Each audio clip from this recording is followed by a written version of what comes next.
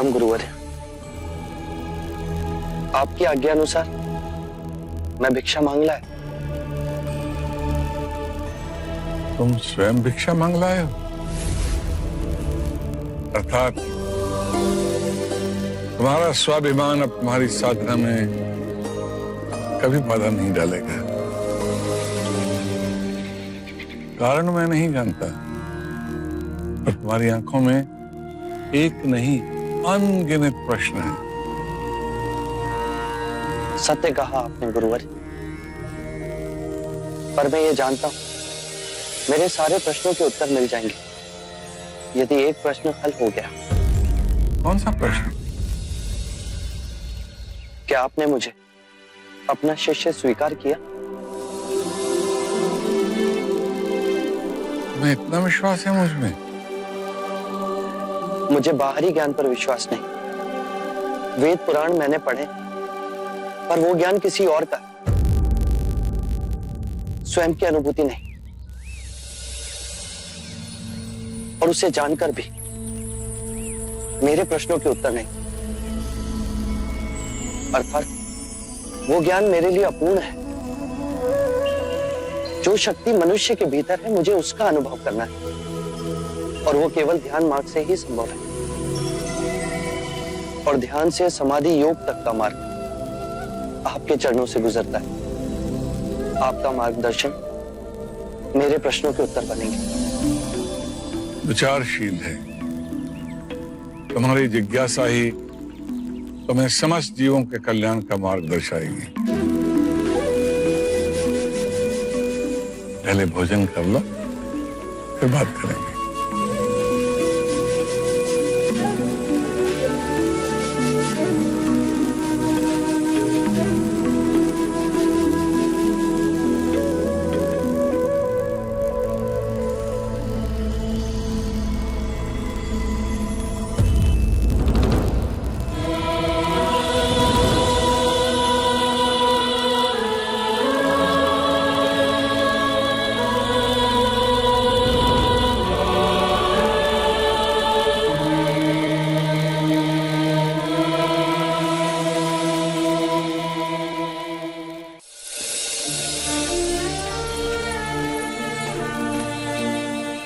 आप प्रयत्न कीजिए। जब से हम युवराज को छोड़कर आए हैं, तब से ना तो इसने घास का एक तिनका खाया है, ना ही पानी की एक बूंद पी। यदि ये कुछ नहीं खाएगा पिएगा तो इसकी जान। वैद्य जी को बुलाओ चन्ना। बुलावा भेजा, आते ही होंगे वो।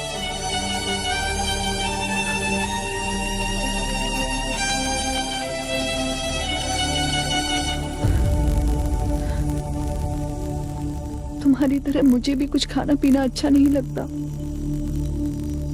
पर माँ कहती है जीने के लिए खाना तो पड़ेगा ही। लो।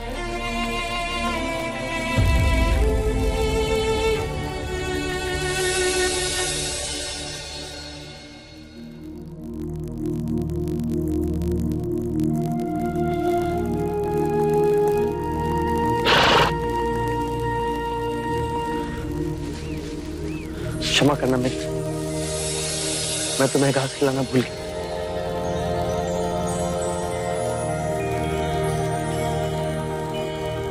ध्यान का समय हो चुका वत्स।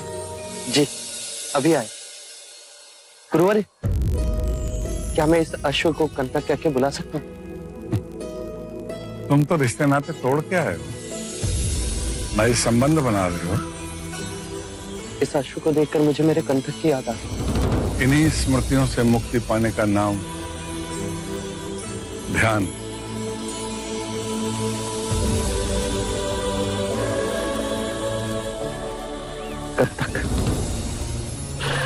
कंटक, थोड़ा तो पानी पी लो। देखो मेरे हाथों से नहीं पियोगे तो युवराज जहां भी होंगे गुस्सा हो जाएंगे।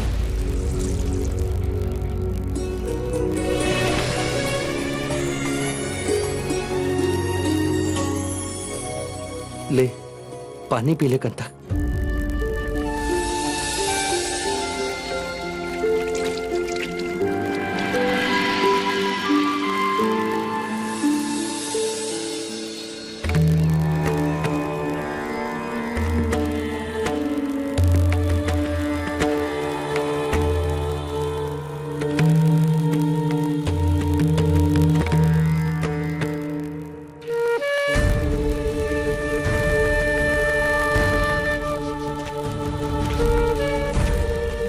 क्षमा करें, कंथक अब जी ना सकेगा।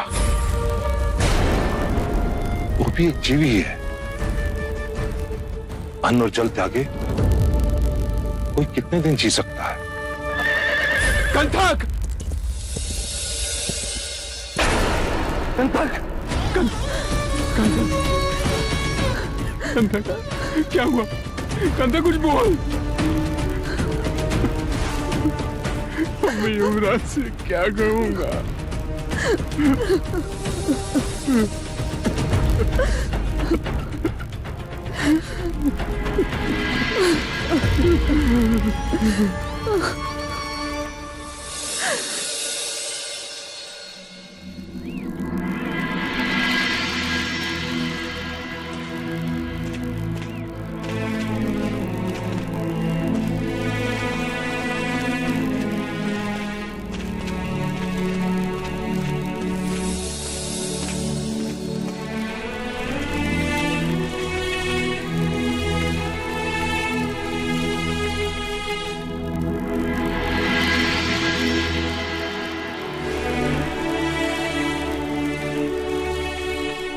इसने पशु होकर सिद्धार्थ के स्नेह को पहचान लिया,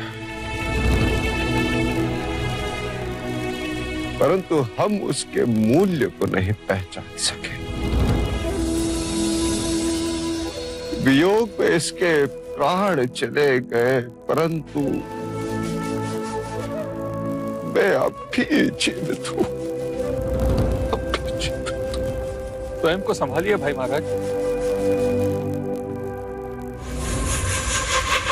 क्षमा करें महाराज, पर कपिल वस्तु के प्रजाजनों का एक निवेदन है आपसे कि आप शीघ्र युवराज को ढूंढ कर लाइए महाराज, युवराज को ढूंढ कर लाइए। इतनी पीड़ा युद्ध से ना हुई महाराज, जितनी युवराज के जाने से हुई। ऐसा लगता है जैसे सारे कपिल वस्तु के प्राण ही चले गए। महल से शहर तक सारी प्रजा अचेतन हो गई है। यूं लग रहा है कि जैसे रात से पुण्य चला गया हो महाराज, पुण्य चला गया हो। आप सबको वचन देता हूं, शीघ्र मैं युवराज को वापस ले आऊंगा। अब बहुत देर तक ये अंधेरा नहीं रहेगा कपिल वस्तु में।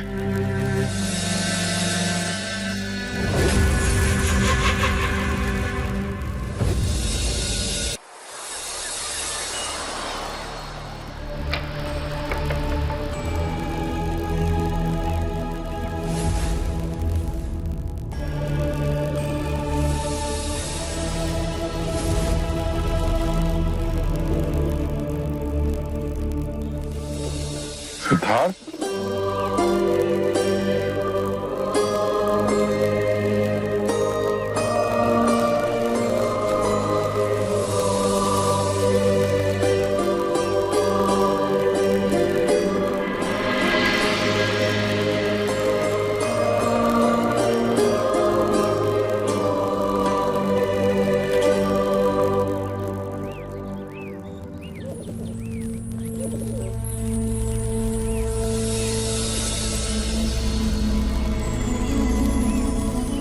गुरुवर्य, गुरुवर्य,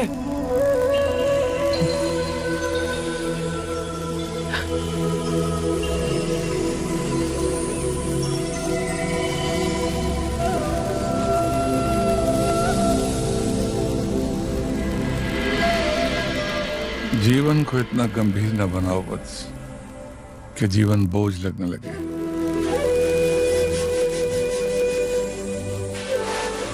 कल पूरी रात सर्दी में तुम ठिठुरते रहे।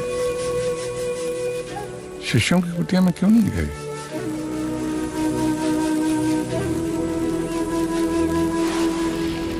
कैसे सोता गुरुवर्य? अभी तक आपने मुझे अपना शिष्य नहीं बनाया। जब भी शिष्य बनाने की बात होती है, आप मुस्कुराकर टाल देते हो।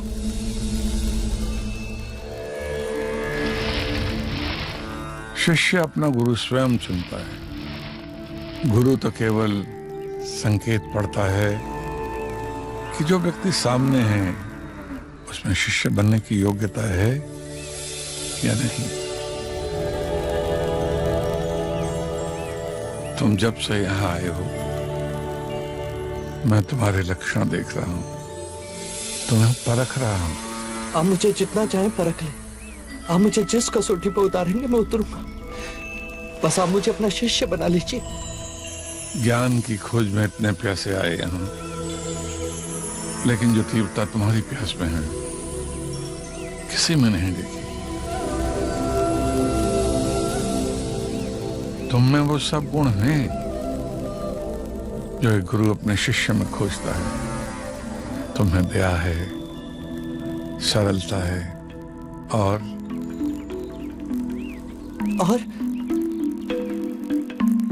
अपनी बात मनवाने का हठ। तो क्या?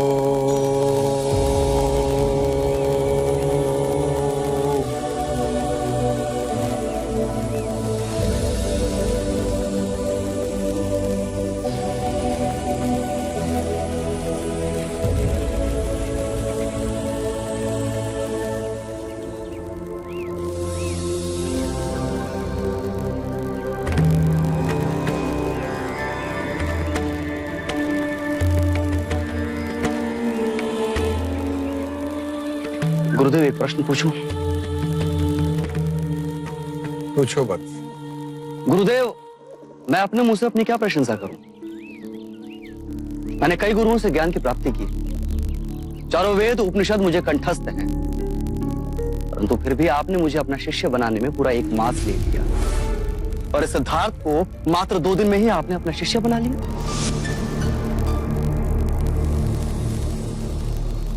सच्चा ज्ञान वो होता है जैसे सागर में नमक घुल जाए, फिर नमक का अस्तित्व कहां रहता है? यदि मैं इस पात्र के पानी में थोड़ी सी रेत मिला दूं तो योग के संदर्भ में तुम इसे क्या कहोगे? गुरुदेव ये तो बहुत सामान्य सी बात है। रेत जैसे ही नीचे बैठेगी जल स्वच्छ हो जाएगा और जल पीने योग्य हो जाएगा। मेरा प्रश्न योग के संदर्भ में है। सिद्धार्थ, जी गुरुदेव। क्या तुम इस भेद को समझा सकते हो? जी गुरुदेव, ये रेत के कण काम, क्रोध, मद और लोभ के प्रतीक हैं। जब ये चित्त से दूर जाते हैं तो निर्मल जल रूपी ध्यान प्राप्त होता है।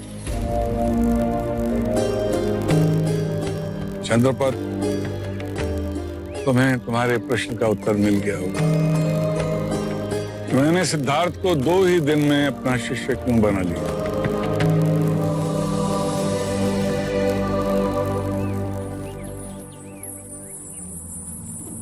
सांख्य दर्शन में पुरुष और प्रकृति 2 सत्य हैं। पुरुष चेतना है और प्रकृति स्थूल तत्व।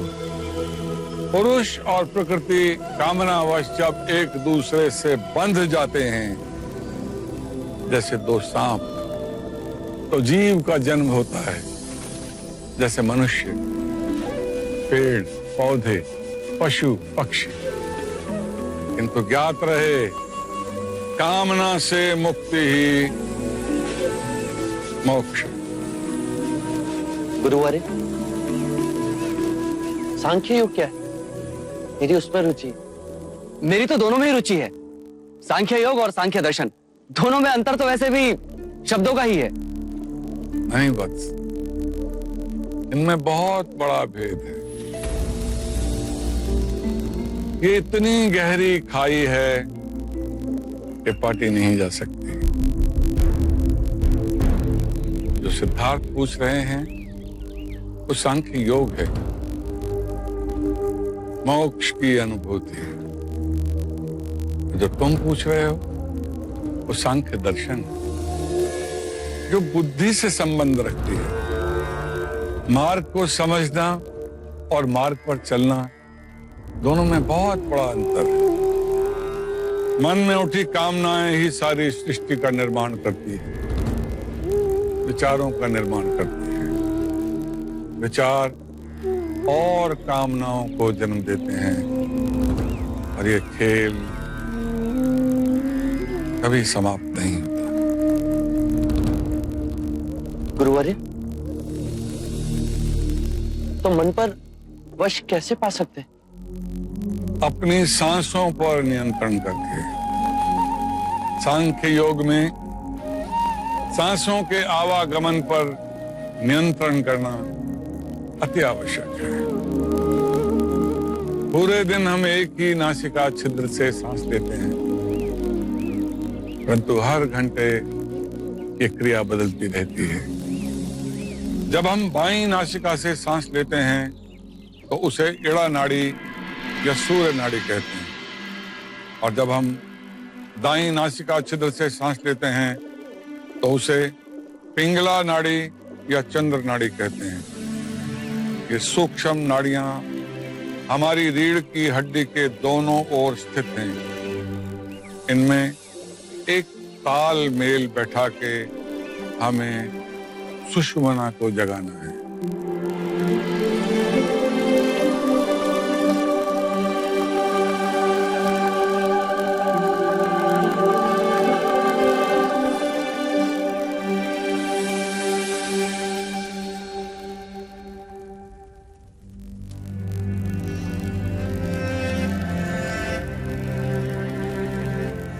लगता है ज्वर उतर रहा।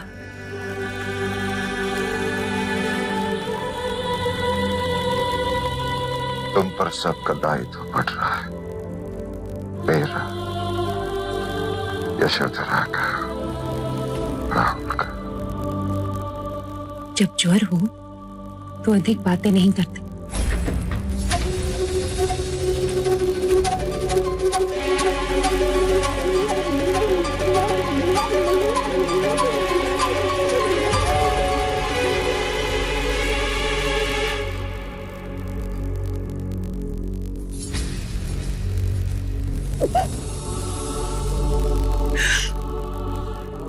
अमिता दीदी, क्या सोचा था और क्या हो गया? सिद्धार्थ ऐसे चला गया। प्रश्न ये नहीं कि ऐसे चला गया, प्रश्न ये है कि कैसे चला गया। अच्छा दर्पणी, ये अनर्थ कैसे हो गया महाराज? सिद्धार्थ को इतना भी विवेक न था कि वो किसी का पति है, किसी का पिता है, और किसी का पुत्र भी। वही तो मैं पूछ रहा हूँ। महाराज, आपने सिद्धार्थ को जाने कैसे दिया? उसे रोका क्यों नहीं? अपने दायित्व का वास्ता क्यों नहीं दिया? कुछ तो कहिए महाराज। आपके प्रश्नों का आवेग शांत हो जाए तो ही मैं उत्तर दे सकता हूँ। सिद्धार्थ आधी रात को चला गया था और हमें पता तक नहीं चला। ये उत्तर पाने के लिए हम इतने कष्ट में रातों रात देवता से यहाँ आए हैं। भैया को दोषी क्यों ठहरा रहे हैं? क्योंकि जिसका दोष है, महाराज का उसके प्रति क्रोध और आवेश दिखाई नहीं दिया। अब आप ही बताइए कि मेरी पुत्री का क्या होगा? वो अपने जीवन का लंबा रास्ता किसके सहारे व्यतीत करेगी? मेरे नाती राहुल का क्या होगा महाराज? यदि पता होता कि ऐसे दुर्दिन देखने पड़ेंगे तो मैं अपनी पुत्री यशोधरा का विवाह सिद्धार्थ से कभी होने ही नहीं देता। भैया, कहने से पहले महाराज की अवस्था तो देखिए। पुत्र वियोग में एक लाचार पिता दिखाई नहीं देता आपको? ओह, लो अब हमें ही अपराधी बनाया जा रहा है। नहीं भैया, आप लोग आए, हमें लगा हमारे दुख में सहयोगी होने आए, किंतु आप तो आरोप प्रतिरोप करने आए, ये देखते हुए भी कि हम इतनी यातना और पीड़ा में हैं। आप प्रजापति, तुम्हारे भैया का आक्रोश उचित है। मुझे यथार्थ में पता नहीं था कि सिद्धार्थ इतना बड़ा निर्णय ले चुका है। आपके दोष सर माथे पर। सच में उसे रोक नहीं सका। मैं उसे रोक नहीं सका। भैया, आप मन छोटा ना करें, आप कर भी क्या सकते थे? क्या कहना? वहां देवदा में हमारी छाती पर सिर रखकर रो रही थी तुम अमिता, और यहाँ आते ही अपने भाई के प्रति सहानुभूति जाग गई। हम कोई अलग नहीं दंडवान, आपका भी सिद्धार्थ पर उतना ही अधिकार है। हमारे दुख के सहभागी हैं आप। मैं यहाँ कोई शोक प्रकट करने नहीं आया महाराज। मैं अपनी पुत्री यशोधरा को यहाँ से ले जाने आया हूँ। मुझे नहीं लगता कि यशो का भविष्य यहाँ पर सुरक्षित है। भैया, आप जानते भी हैं कि आप क्या कह रहे हैं? शांत हो जाओ। इन्हें हम पर विश्वास नहीं। पुत्री के पिता है राजा दंडपानी। यशोधरा पे ना आप दबाव डालेंगे ना हम। देवदा जाना न जाना इस बात का निर्णय केवल और केवल यशोधरा ही करेगी।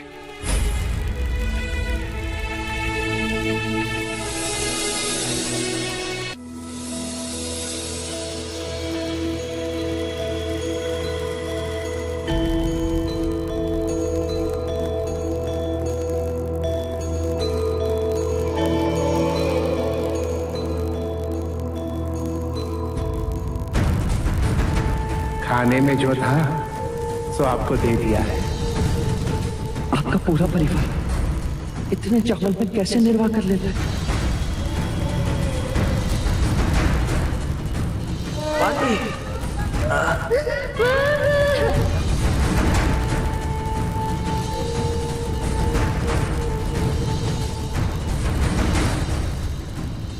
गुरुदेव,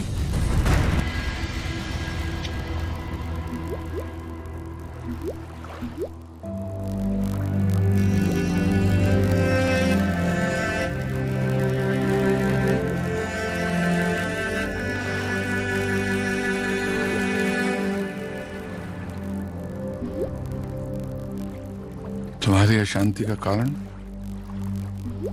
गुरुदेव, मैं ध्यान नहीं लगा पा रहा हूं। मन व्याकुल है। मैं गहरी पीड़ा अनुभव कर रहा हूं। क्या मुझे पूर्ण शांति प्राप्त नहीं होगी?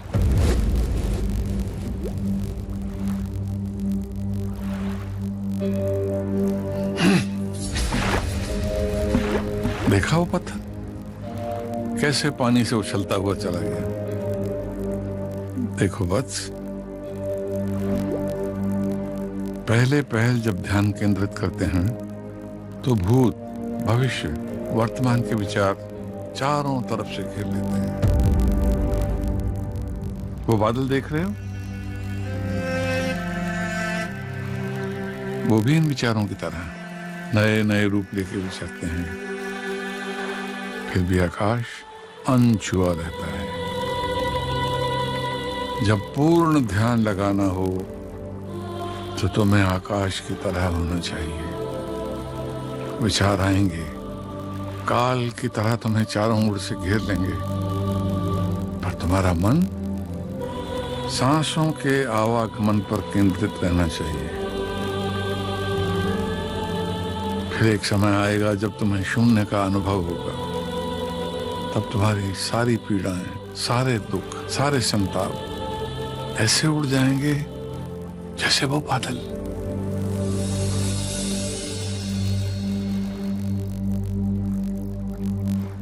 फिर केवल एक गहरी शांति का अनुभव होगा,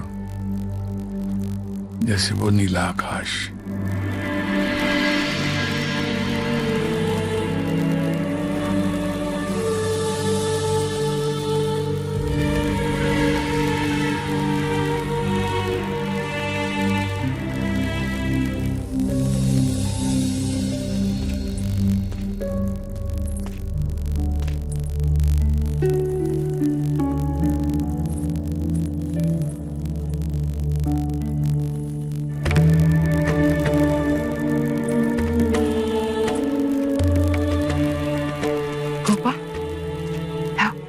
मेरा नाती मुझे दो। माँ, वो मेरे सिवा किसी और के पास नहीं रहता। इतने छोटे बच्चे को कितनी जल्दी अपने माता पिता से इतना मोह हो जाता है, और इसके स्वार्थी पिता को इससे तनिक भी मोह ना हुआ। पिताजी, यशो, पुत्र, तुझे हम यहाँ से देवदा ले जाने आए हैं। सिद्धार्थ के जाने के बाद वैसे भी यहाँ बचा ही क्या है? जिसका पति उसकी रक्षा ना कर सका हो, उस अबला नारी का उसके माता पिता के सिवा और कौन सहारा? मेरा ध्यान देवदा से अधिक यहाँ रखा जा रहा है। मेरी सास का मेरे प्रति इतना स्नेह है कि आज तक मुझे मेरी माँ का अभाव ना लगा। महाराज मेरी हर बात मानते हैं। यहाँ मैंने कुछ बोला और वो तुरंत हो जाता है। परंतु तेरे पति के जाने के बाद ये नाते बंधन सब टूट ही गए ना। ये आप क्या कह रहे हैं? विवाह का बंधन तो 7 जन्मों का होता है पिताजी। वो ऐसे कैसे टूट सकता है? मैंने सिद्धार्थ को वचन दिया था कि मैं उनके परिवार का उतना ही ध्यान रखूंगी जितना वो रखते थे। मैं राहुल को पाल पोस कर बड़ा करूंगी, और आप मुझे मेरे वचन से पलटने को कह रहे हैं? जिस पति ने पलायन किया, वो पलायन करके नहीं गए, मेरी अनुमति लेकर गए हैं, और वो अपने प्रश्नों का उत्तर पाकर अवश्य लौटेंगे। मति मारी गई है तेरी। पिंजरे से छूटा पंछी आकाश में उड़ने के पश्चात उसी पिंजरे में बंदी बनने आया है क्या कभी? पंछी और मनुष्य में यही अंतर होता है, वो लौटेंगे। समझाओ इसे अमिता, कुछ समझाओ। मैं तेरा पिता, तेरा शुभ चिंतक होने के नाते तुझसे कह रहा हूँ कि तुम हमारे साथ देवदा चल। अपने प्राणों से अधिक प्रेम करने वाली आपकी पुत्री आपसे विनती कर रही है कि मुझे मेरे घर से दूर ना करे। तुझे इसी समय हमारे साथ देवदा चलना होगा, ये मेरी आज्ञा है। क्षमा करें, मुझे मेरे ससुर महाराज ने ये अधिकार दिया है कि मैं ये निर्णय स्वयं ले सकूं। मैं कपिल वस्तु में ही रहूंगी, और यही मेरा अंतिम निर्णय है।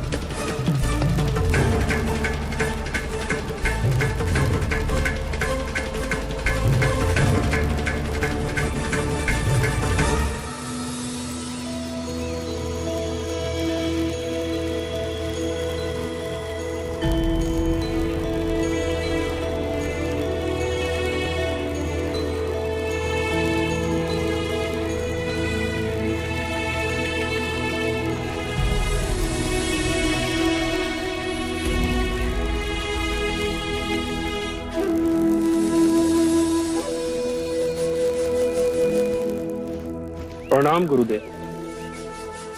सिद्धार्थ कहाँ है? गुरुदेव, वो ध्यान में है। मैंने उन्हें उठाना उचित नहीं समझा।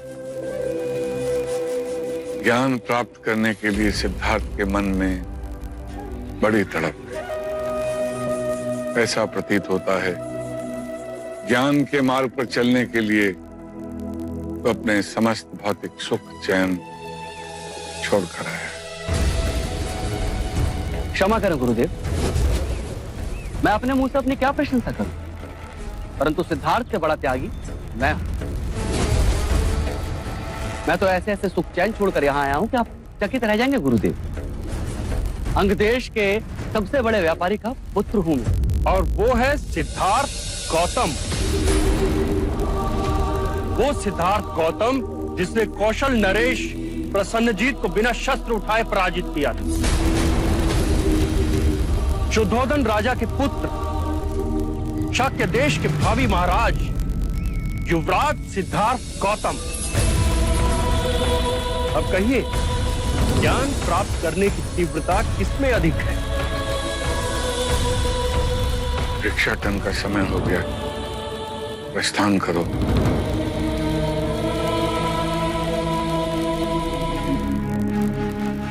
सचमुच विश्वास नहीं होता, इतने बड़े राजा का पुत्र भिक्षु। अरे और तो और उनके व्यवहार में अभिमान की बू तक नहीं है। तो ये हैं सिद्धार्थ गौतम, इनके बारे में असित मुनि ने भविष्यवाणी की थी। सिद्धार्थ जिनके बारे में कहा गया है कि वो मनुष्यों को दुख और पीड़ा के मार्ग से सुख शांति के मार्ग पर ले जाएंगे। वो सिद्धार्थ युग पुरुष कहलाएंगे। उन्होंने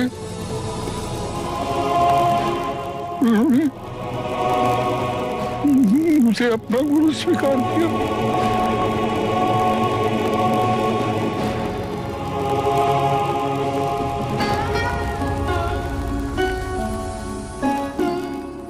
मैं नहीं जानता मैं इस योग्य हूं भी कि नहीं।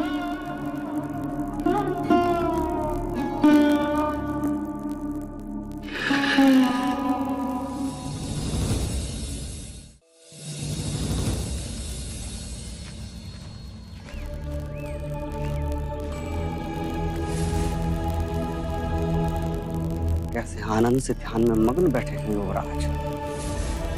मुझे इनका सेवक बना दिया गया है।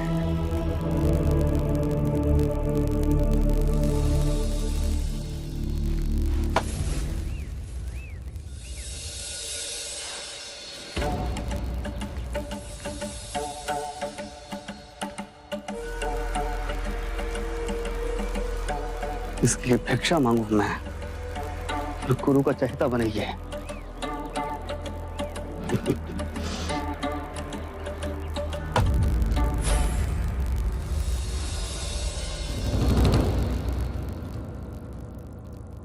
क्षमा करें मित्र, तुम्हें भिक्षा देकर जा रहा था कि मेरा भिक्षा पात्र बिखर गया। ऐसा भाग्य पाया है मैंने। तुम्हारा ध्यान भंग ना हो इसलिए घर घर जाकर कड़ी धूप में मैं भिक्षा लेकर आया, तुम्हारे और अपने लिए। पांव में छाले भी पड़ गए और देखो मेरी भिक्षा धूल में मिल गई।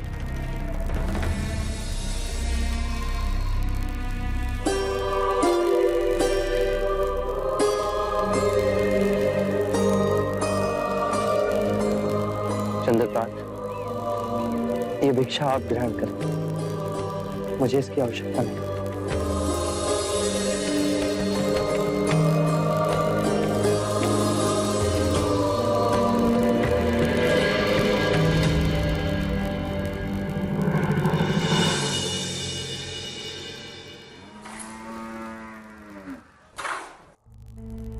सिद्धार्थ,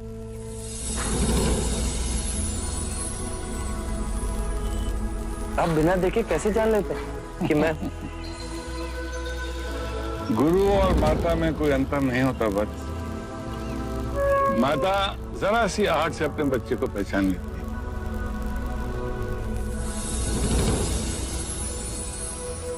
लो ये पियो। ये सात्विक आहार से मन को शांति मिलती है। आपकी करुणा का पात्र हूं या नहीं, ये तो मैं नहीं जानता, परंतु आपसे एक विनती। कहो।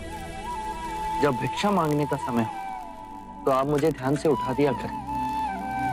मैं नहीं चाहता कि मेरे कारण किसी और को कष्ट हो। किसको कष्ट हुआ? ज्ञात रहे सिद्धार्थ, यहाँ प्राथमिकता ध्यान को दी जाती है, भिक्षा को नहीं। गुरु हूं मैं तुम्हारा, भली भांति जानता हूं कि कौन ध्यान के योग्य है और कौन भिक्षा के।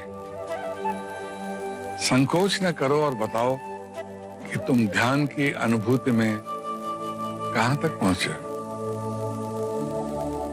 गुरुवर, पहले तो ऐसा लगा जैसे मैं हवा में उड़ रहा हूं, और फिर समय का ज्ञान धीरे धीरे जाता रहा। अति शुभ लक्षण। और फिर शून्य अवकाश की अनुभूति हुई, और जैसे ही मेरा ध्यान टूटा मुझे पीड़ा ने आ घेर लिया, और फिर मेरा मन व्याकुल होने लगा। मन के विचलित होने पर दुखी होने की आवश्यकता नहीं।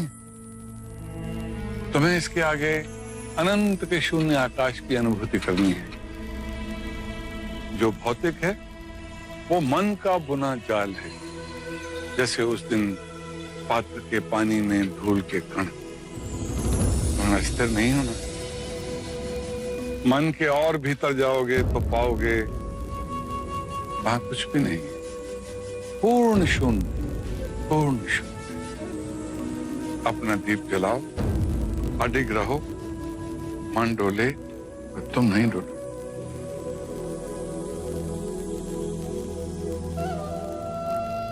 यशस्वी भव।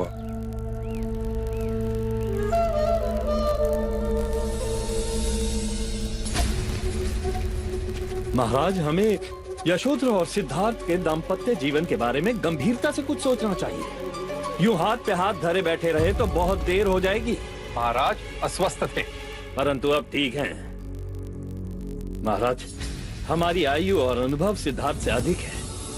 हमें शीघ्र ही वन जाकर सिद्धार्थ को खोजना चाहिए और उसे समझा बुझाकर तुरंत कपिल वस्तु वापस लाना चाहिए। युवावस्था में ऐसी भूल हो जाती है। नहीं भैया, ये युवावस्था की भूल नहीं। सिद्धार्थ की मनोस्थिति का आपको कोई भी ज्ञान नहीं। बचपन से उसे सारे दुखों से, वेदनाओं से दूर रखा,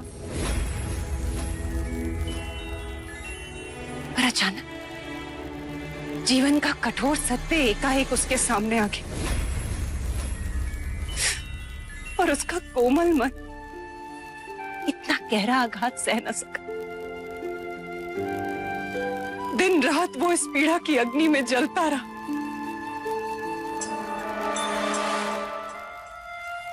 उसने ये निश्चय सोचकर किया। सत्य कहा महादेवी ने महाराज। सिद्धार्थ को इस मानसिक स्थिति में यहाँ लाएंगे तो वो पागल हो जाएगा।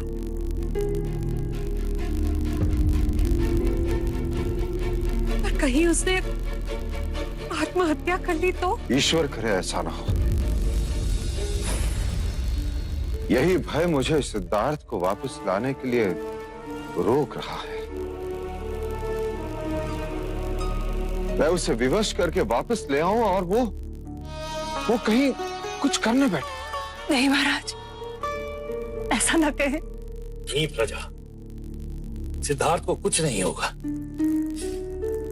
मेरी बस यही विनती है महाराज कि हम सिद्धार्थ को ढूंढ लें, उसे बस एक बार समझा लें। हो सकता है कि उसके मन का क्लेश अब तक शांत हो चुका हो और वो स्वयं वापस लौटना चाहता हो।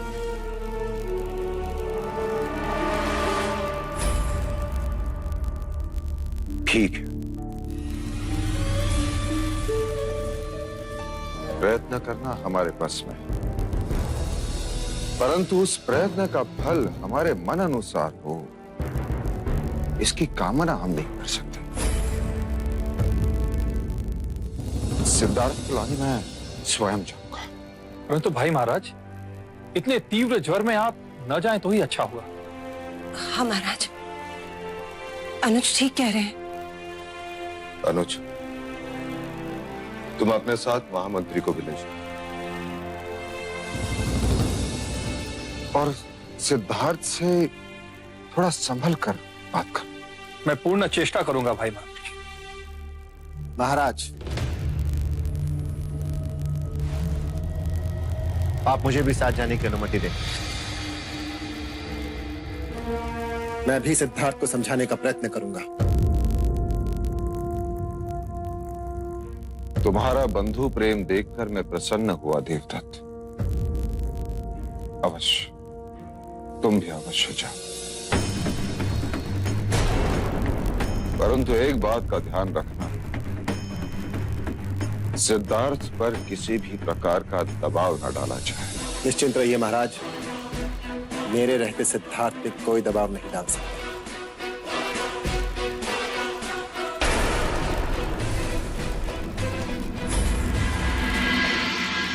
सत्य कथा, पुरुषार्थ कथा, सुनो सुनो सिद्धार्थ कथा।